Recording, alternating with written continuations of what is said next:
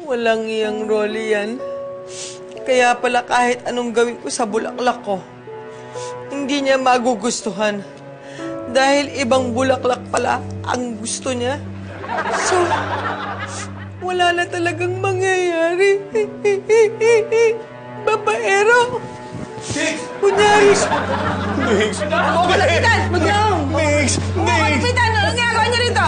Sasabihin ko lang sa'yo na hindi namin makita si Casey. Oo, nagprinta namin kahit saan. Hanap namin kahit saan. Hindi namin makita. Mars!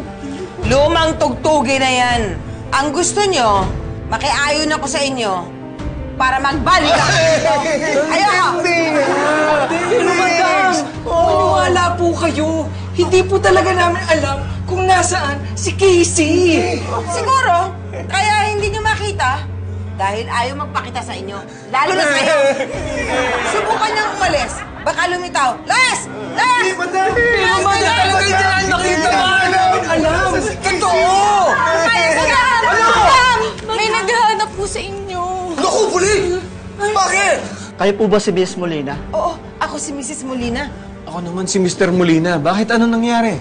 May nahuli po kami serial killer Oh, tapos? at may nakuha kami bag. May nahuli kayong serial killer at nakuha niyo tong bag na to.